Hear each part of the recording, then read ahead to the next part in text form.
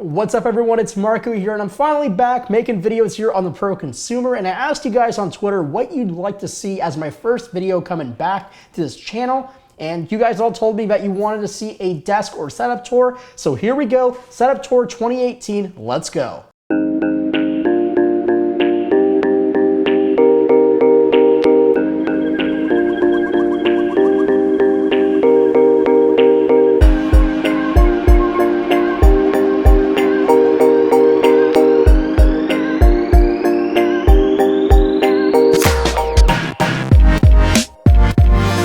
Alright, so kicking it off with my desk. As you can tell, it's pretty tiny and just barely fits everything that's on it. I do live in an apartment and I wanted more living space than a workspace, so I needed something to nestle in with everything. This is the Marywood Home Owen Retro Disc in the weathered oak color, which fits my apartment's theme.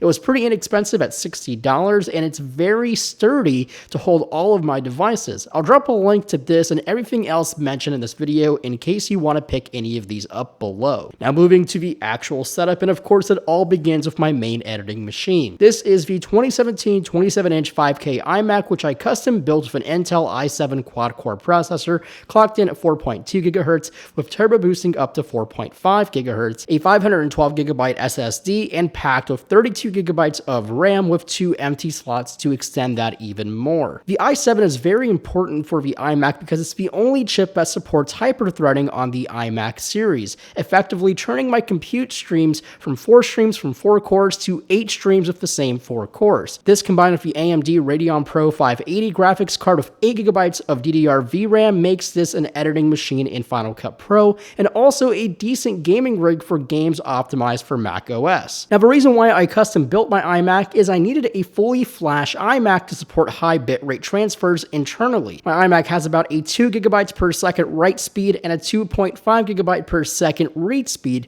but you might be asking, isn't half a terabyte too small for video production? Well, I do love working off external storage, which leads me to my next piece of tech. This is the SanDisk Extreme 900 external drive. It's literally one of the fastest external drives you can buy right now, and of course it's SSD. This connects to my iMac via Thunderbolt 3 or USB-C and delivers about 800 megabytes per second writes and 850 plus reads. Mine is a 960 gigabyte model, but it can be bought up to 1.92 terabytes. Next to that, I do have a multimedia card reader, but that only solves the placement of my built-in SD card reader, but it also allows me to use UHS 2 cards that my GH5 uses for high bitrate recording. My 2 audio monitors are Edifiers R1280Ts, and they do come in at a super awesome $99 right now on Amazon. These are great studio monitors that deliver a very flat response, perfect for doing any kind of audio work and videos. They get plenty loud, have a wireless remote, and have plenty of bass. Now they do originally come with covers, but I dig the exposed look of the drive, so I popped them off and they do look amazing. They are a little big and do push my desk to the limits of space, but you can't beat the bang for buck with these. Now moving to my preferred peripherals. First off, the mouse. This is the Logitech MX Master 2S. It is the preferred mouse by many YouTubers, but also one hell of a mouse on its own. The customization with numerous amounts of buttons is unreal. Also having a horizontal thumb scroll wheel is amazing when it comes to video editing and timeline browsing. Being able to scrub through your timeline is an absolute joy. Also, an added plus with this mouse is it works on basically any surface, including glass, so you can really fit it on any kind of setup. Now moving to the keyboard. For a while, I was using the Apple Magic Keyboard, but sometimes I have nighttime editing sessions, so not having a backlit keyboard was a little bit annoying, so meet the Logitech Craft. This is Logitech's flagship keyboard that combines a full-size keyboard with a numeric pad,